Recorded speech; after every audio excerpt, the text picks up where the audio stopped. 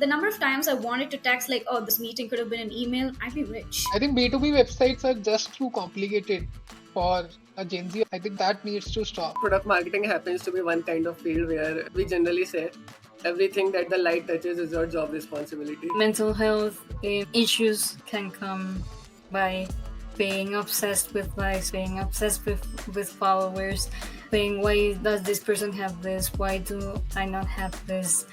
Or top 10 software alternative articles. Like, I'm not going to sit and read that. Instead of looking at work through our egos, we look at work from the purpose of work itself. When I first started networking, it was not easy. So it was like, okay, I have to talk to people, I have to interact, I have to show confidence. Everyone knows technology because it is a part of our daily lives. That doesn't really become a challenge in the kind of setting where I am.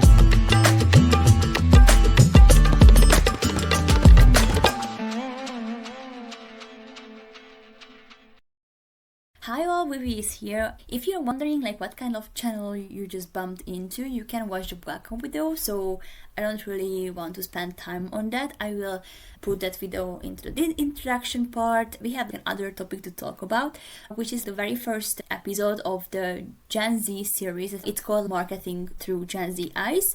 And the main vision behind this idea is I actually realized it's on myself first. I'm working on other kind of marketing projects. So it actually covers also social media marketing for any kind of project that I'm working with, which made me realize building personal brand is taking time, and like building any kind of brand takes time. And for us, we need to actually build our personal brand because we are still young, we are still just starting in our career, but really next to our day-to-day job, concentrating on this stuff is pretty hectic. So I came up with this idea to create collaborative content with other Gen Z people all around the world who wants to share their opinions, share their ideas around any kind of topic that comes up.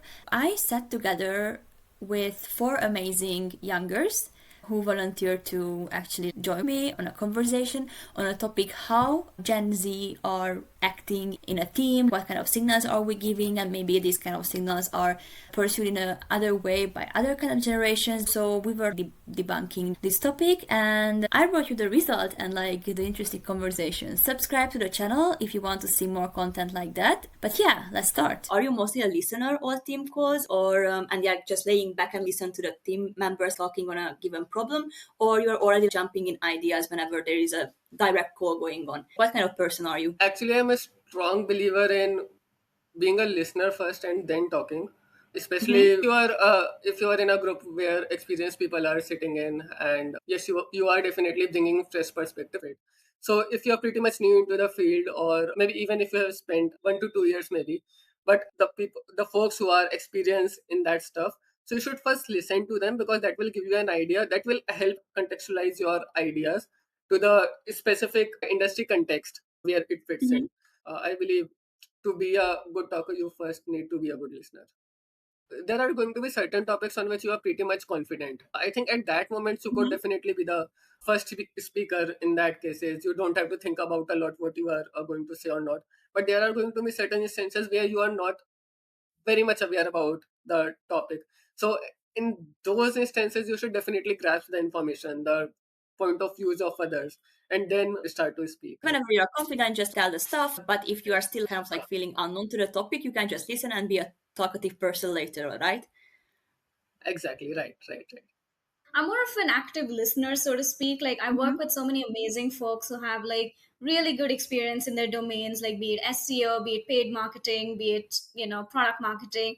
So usually I just try to like maybe chime in whenever I can. But if you look at like the previous generations, or let's say millennials, or even boomers, so to speak, no offense to them, they're pretty cool. But yeah, I guess they're a little bit more traditional, I guess. They do not really like sharing personal stories online. So I'm just trying to like, strike a balance wherein we talk about a product, we definitely talk about the problem that we're solving, but we can also maybe lead with some like personal stories, or we can maybe lead with something valuable that, they've learned from their past experiences and how it's helped them grow today. So yeah, I think those are some of the ideas that I usually pitch. Yeah, yeah, exactly. I feel totally the same. So sometimes when I'm in the meeting calls, like, I'm just listening, like laying back, and maybe afterwards when I'm executing the stuff, I'm like, okay, maybe we can do this, we can do that better, whatever. When you are having the basic structure of other people's from other generations, then maybe you are thinking that, okay, now the Gen Z mindset is turning on, and then maybe you can make it a bit better. I'm more of a listener,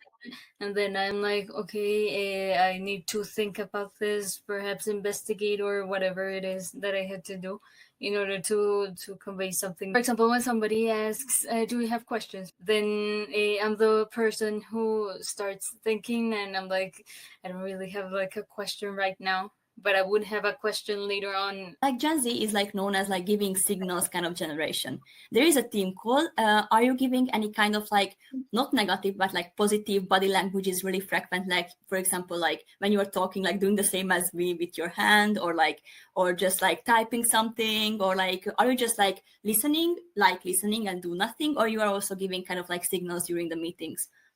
It depends. For example, if it's let's say that there's the camera on, then that is more like frequent to happen. And like if you have your camera turned off and you have your microphone on or off, and you just turn it on to say, for example, thank you, things like that. To be that person that overthinks a lot, for example, things like that. So I think that that would be part of nervousness, and the part of anxiety, as every Gen Z like mentions that there's a part of Mhm. anxiety. So I think that for me it's translated into nervousness. I remember when I first started networking and doing things like this, like talking to people, talking to different groups as well, one-on-one conversations, and so on. That it was not easy. I'm an introvert, so so it was like, okay, I have to talk to people, I have to interact, I have to show confidence. So I try to be a listener because ultimately I feel if I just interrupt someone, the point gets missed. They might not remember it. If they are not just following notes, and it might disrupt their flow and it might make it weird for everyone in the call. So I try to put it towards the end, but if it's something that's going to impact the conversation, or maybe I know the call is going to end soon, I'll have to interrupt. So it's a mix of both depending on how the call goes, but mostly a list. There is any kind of like signal that you are, maybe I don't know if you're working remotely, hybrid or on site, but like what kind of signals are you giving as a Gen Z person, for example body language, or Remotely, maybe don't come across as rude because just we are just clear about what we are doing. But something that I've experienced in person is that I come across as rude sometimes because I am direct. I don't like to hide things. like there is no Yeah, miscommunication, because sometimes people try to be over nice, or how to say, like too nice to actually like be straight to the point because they think it's rude, yeah. even though like it would help a lot. I think if you are giving a task to somebody, you have to give them the full context. You have to take them in every goddamn meeting to give them the full context. Because if you even, if they even miss one tiny detail, it could take multiple days to resolve it. And it's better to have that clarity because ultimately, if, you know, let's say even if the task goes well, everything goes well, if the Gen Z has to learn, they have to know what's going through what's the chain of command, how the tasks are coming, and everything how the company works. They don't have to work in silos. The founders come and saying, okay critic, we want to reach this business objective at the end of this month, of the quarter, and then you can do like whatever you want, but just we need to reach that level. Or there is a complete structure with, I don't know, a paper in their hand or something like that, saying that okay, you need to follow this by step and then reach the goal. So Perry, what did you experience about this? What works best is a mix of both because sometimes I've seen founders, especially in early stage startup, don't have that clarity on what they want and how they want it. They might have an idea, they might want it now, but they might not want it later. Mm-hmm. Or are they or sometimes they are very clear about that idea, but they don't know the steps that are going to be taken towards that idea. So structure is an issue for early stage startups, but that is not a problem. Problem is not being able to be consistent. If you are not consistent with what you want as a founder or as a manager, that's a problem for me because now all that work that I have done is wasted. I don't care whether you are organized or whether you are just chaotic, or you want to leave it up to me, but I need for you to be clear in your ask. Being structured and organized is two different things, because organized is like the way, as you said, being consistent, know what they want, but not in a really strict way, which is like structured completely, because activity still needs some space. That's why we are Yeah, hired. I think what works best is, from my experiences, having one decision maker instead of multiple. So let's say if I'm working on a project with you and there's someone is your manager, uh, and so basically you are my manager, assume you are my manager, and then there's your manager. So that should be the only hierarchy level that we are following. But if you are like asking, if I come to you for an approval, you are asking 10 other people on what they think, and then going back to me and then taking it towards your manager, then it becomes too complicated. Yeah. That's true. That's true. And they're like, more people, more people, more people. We go even, I don't know, like somewhere else to someone's dog, whatever, to get approval. I tend to go more for the structured because I'm more of a methodical person. When it comes to the creativity itself, now is the time to brainstorm and pop up like random ideas, or well, not random ideas, but sort of these brainstorming sessions to get to the point and then get structured again, and then repeat the process. The studio is diving into AR VR. Then that's where you need developers. That's when you need a more multidisciplinary environment to be able to work together, because it cannot be done by one person. And if one person knows it all, it will take a long time still. And it's better to have a team also to start discussing things to one person, like all of the team working on different aspects of the project and giving out opinions and feedback. So, for example, a project that has to do with, as I mentioned before, AR, VR, then calling the right people in. So, and if there's somebody else, for example, that wants to dive in or that I just met, then it still works. I definitely believe that marketers should be given free hand in creativity. Like, of course, like creative is our middle name. I feel like we should be able to kind of express ourselves, and you cannot really do that on a deadline. It's not like, hey, okay, this is what the campaign is supposed to be about. This is what you're supposed to promote. This is what you're supposed to do.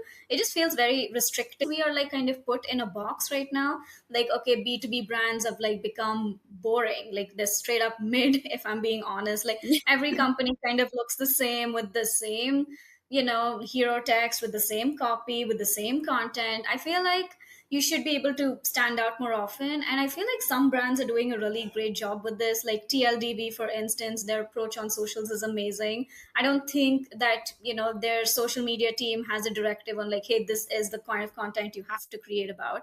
Like, I don't think they have that restriction, whereas I guess other like enterprises, on the other hand, they might have a little bit of a structure. So it really comes down to where you work. But I definitely believe like having a certain flexibility would be better. Structure it or should not, that discussion should come second. Firstly, like if I have gone through it and I have understand the objective, the goal of that particular project, and then I create something on it, it could be a basic outline, a basic thought process of how I'm thinking, and then going ahead with the discussions. Managers prefer in most cases, because that helps them that the person have came up with their point of view, and then they are having certain things which they would like to mention, and it just mixes up those, and then finally how would you like to go on the project, that is decided. Where I believe structure comes in, that it should be defined what are the things that you should be doing, what are the things that you should not be doing, what things to own, what things to not own. A better way I can put this up is like, for any department there should be OKRs and the specific and responsibilities, wherein the what are the goals and what are the objectives of department should be defined, and what are the things that this particular department has to achieve in a specific time frame, let's say a quarter. We can imagine this kind of flow in a way that we have, this is the conversation rate XYZ that we need to achieve, but above like this level there will be first point, and like first point first point second, and like there are like this little Exactly, some exactly. kind of Just how things you that just how needs you to be done. structured the conversation, and like we are doing it flexibility. Exactly. Yes. Digital mindset of Gen Z, they're like, as you said, checklist, white book, playbook, whatever, articles, blogs. I'm not saying that they are not working anymore, but people prefer having a 90 seconds video of like that given topic, and like, okay, yeah, that's true, like this was summarized in like this 90 seconds. It doesn't take much of my time, what Gen Z can bring to a company, right, where they are more into like this checklist kind of thing.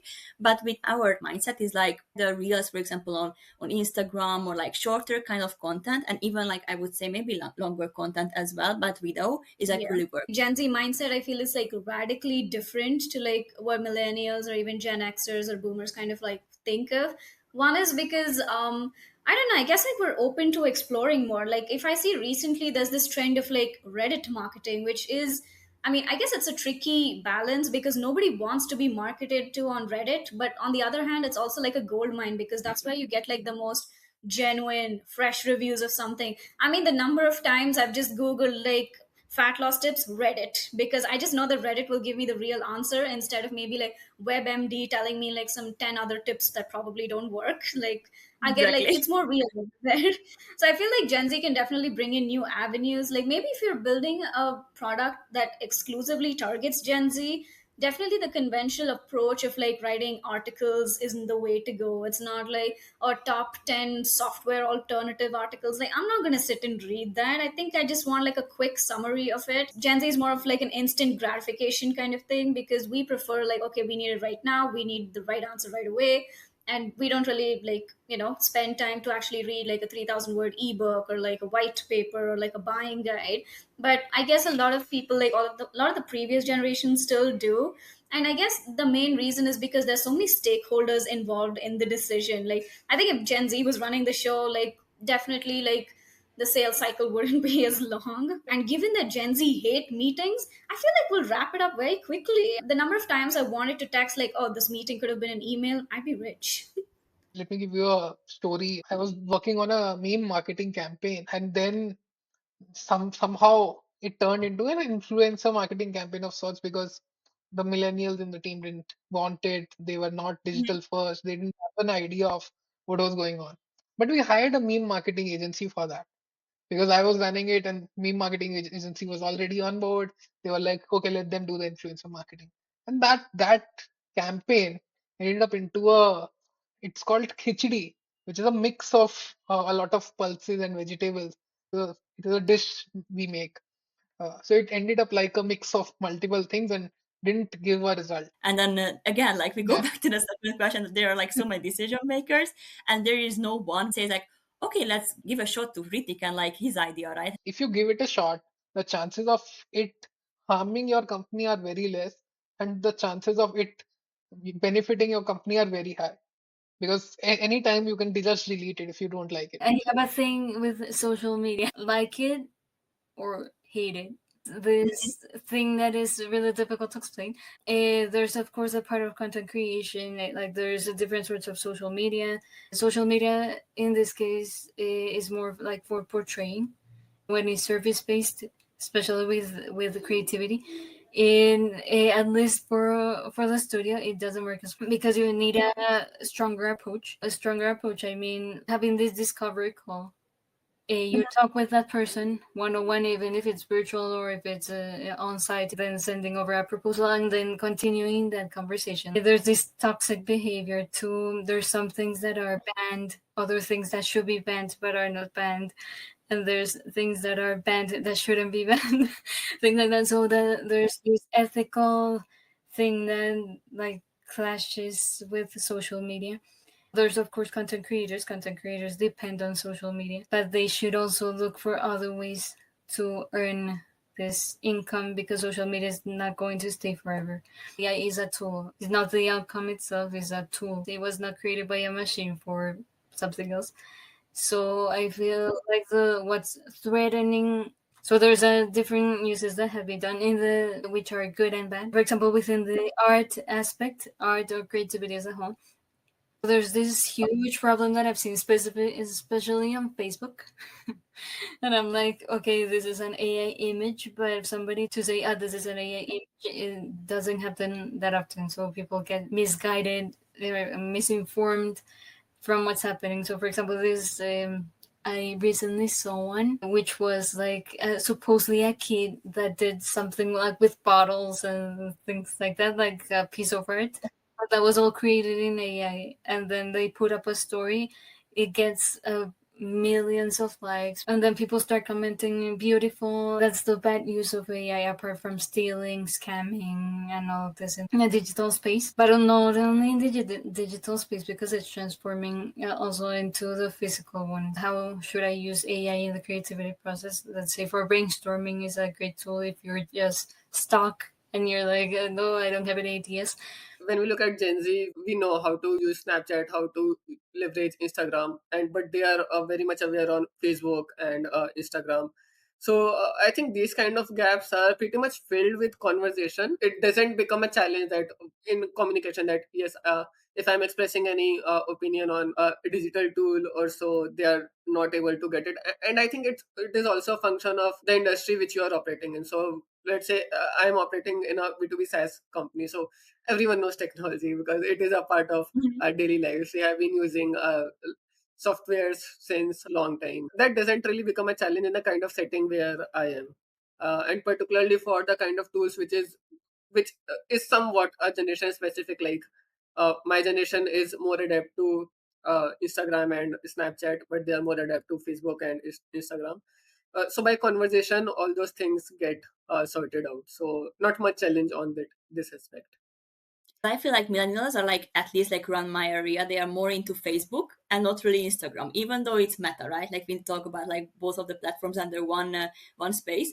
But I feel like that they are more comfortable with Facebook. Is there any trends that you think will work in B2B or like in marketing, which is trending, and then maybe millennials will also kind of like accept later on? Is there any trend which actually catch your eye in the past days? I've also seen this one thing. Again, it's a very shady or unethical thing. There's a website that converts your notes into brain rot. If you have seen Minecraft videos where the Minecraft video is going on and there's some text and voiceover coming, Oh so yeah, yeah, yeah. Like that's there are so the many. whole thing. I thought that website is very interesting. It's actually a different app with a different name. I think Notes to Brain Rot was the domain name that they marketed it from. They wanted to catch on to the virality, so they used it. For example, there is like a handcraft video going on, even I don't know if you saw that, and like there is like another Yeah, story yeah. just to catch attention of Gen Z people or even like younger ones, because they are so obsessed with this Minecraft, whatever is going on, or like handcraft videos, when you are just scrolling and it just catch your attention, maybe like not even work Yeah, related, but like on your free time. And they want to actually bring this free time activity into work and kind of like connect this kind of stuff. maybe I should take HubSpot for example. Let's say I don't know anything about HubSpot, and obviously Gen Z needs to learn about HubSpot. But if there was a video or a guy explaining me in Gen Z terms what HubSpot does, how can I go about creating an account, uh, then I think I would be able to relate more to it and would be more inclined to recommend that product in my future workplace. I think B2B websites are just too complicated for a Gen Z or a new person to understand. I think that needs to stop. If you're a SaaS, if you're a SaaS or a B2B company, you generally think, a 40-year-old is a decision maker. But ultimately, that 40-year-old is not surfing multiple websites. The 20-year-old is doing that. The 20-year-old Exactly. is going to take take one website to the 40-year-old and get his approval. So you have to make the messaging for 20-year-old. Exactly. So like the audience is like us, like who is like surfing on the Yeah, internet, not like 40, 50-year-old people. They could be, but like maybe if your audience is like someone else, like you don't need to have like a decision maker who is like a millionaire person. So that's actually really yeah. funny. When companies start having these layoffs trend going on from the companies themselves, replacing also with AI, but still that AI doesn't work alone. They hire another person to do the work of 10 people. An example, if there's a trend, I say a trend because it's something that replicate people's, and instead of saying, no, I'm not going to use it that way, I'm going to show that it can be used in another way. It's about ethics, but also it's about empathy. So it comes from not only the normal human being, let's say, but also comes from these bigger corporations on how they use it instead of just thinking about profit. The machine learns a lot more from every input that it has. It becomes a threat more for the human being against the human being more. If not video content, because I know like maybe not everyone is that comfortable on camera, then definitely memes are the way to go. I mean, anything humor is what connects every generation, like hands down. People like to, if you're scrolling through LinkedIn and you see a funny meme, it's definitely way more chill than reading like a boring long text, text posts where someone is like, oh, I'm delighted to announce, like, okay, dude, you do you, but I think I'd rather look, I'd rather doom scroll through memes instead. And like humor again, it shouldn't be like too cringy. Like I don't know if you follow this like page called the Marketing Millennials. Like they do a pretty good job of that. Semrush does a pretty good job of it because I Exactly. think they just like they know what marketers feel like, so they appeal to us. And yeah, it's very relatable content. So I guess relatability is the way to go, and it kind of breaks out of that whole, like, oh, B2B is boring. I think yeah, like marketers should just take more risks, especially B2B marketers in general, because it definitely pays off. You really never know like what strikes and what doesn't. So just why not do it anyway? Mhm. One thing I've like very commonly noticed is that Gen Z doesn't like being marketed to, which again, like I think comes into the whole storytelling point that we discussed earlier. Like if you build relatability, like with stories, with personal stories, like I feel like that would be a better hook to like, that's a better way to kind of capture your reader's attention or whatnot. Company related marketing or product related marketing. So there are certain specific brand guidelines that have been defined. Some marketing activities may not align with specific brand guidelines. But if you want to experiment with a kind of short form content or different kind of LinkedIn post which really get aligned with how we want to push our marketing, we have the flexibility on that part. But let's say for doing memes over a period of time, there is a certain image of company that gets developed in a target audience. If you suddenly do activities which is at the far end of the spectrum, couldn't be perceived very well. So for Mhm. example, let's say usually I come in casuals at the office, and at one day I dress as cowboy. So everyone is going to select what happened to him. It is very important that we should do our own research on how this particular marketing activity is being done. So let's say, for example, if I talk about email marketing, what are the best practices of it? What are the current things that people are doing to make it successful? This is the kind of external ideas which you collect, and then you should look at internally how that particular activity, if you have ever done it, how it has performed. So what are the changes that we are going to make and how it could be better this time? We have to make decision making for stakeholders easy, and then it becomes just very smooth to move these. Mhm. Everyone does their own research, and then you decide on trends which would like to be seen by the stakeholders as well, right? Exactly. If you are going to own something, so just make sure that particular thing is informed with your own research and anything which a company has done in past. What are the lessons from therein, and then Mhm. push it ahead. What is your natural role in the team? Like supporter, leader, creative for sure, but like other than being creative, like leader, supporter, or planner, or you have like more heads on. Like, what do you think of yourself? More Gen Z will relate, but and millennials will definitely hate me for saying this. I am a problem solver because I like to go around, find what's the problem that we are actually looking at, then make a plan and then execute it. But I mean, solving is a words that the millennials hate because it's thrown around very often. But I think we need more problem solvers to just look at things from a problem level and not look at things from a problem solving level and not look at things from a problem level. I would prefer that I discuss this only with my manager or the decision maker directly. Because Hmm. if I am going back multiple, if I am involving multiple people, there are going to be multiple opinions. I can have a discussion, but it shouldn't affect my plan a lot. A framework that you put together, sharing Yeah. that plan with 80%, we are just like hoping that they will approve, or like maybe they will add something, but like we don't really want them to completely, change it because we are the ones who discovered this problem at the very first point. Yeah, sometimes it also happens have discovered a problem and it's been going for ages, now no one is solving it because maybe, you know, some it was someone's job and they will be blamed for it, or maybe something else. The rest of the team doesn't want that problem to be solved or don't think that the problem is a priority. The manager will think, okay, yeah, it's not the priority. Why should we even Mhm. focus on solving it? So I think that's a bigger issue with involving a lot of people that you deflect from the original point, and instead of discussing the plan, you check out the problem altogether? A little bit of everything, but mostly a creative lead or creative director. That's the best fit. Why? Because the creative director, in this case, is the one that not only thinks about the ideas, but also has this understanding of the main part of that has to do with creativity, and can showcase or can talk directly with the client. So, and also can portray and lead the others according to the main idea.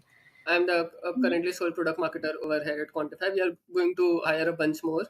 My areas are now in last 6 months pretty much aligned with how industry standard. I'm currently looking into sales enablement part. I'm currently looking into supporting our positioning and messaging efforts. So there are some areas where I'm playing a supporting role. All our battle card creation, managing our internal Quantify instance that is particularly owned by me, and then win loss and list relation. These are areas where I'm playing a supporting role.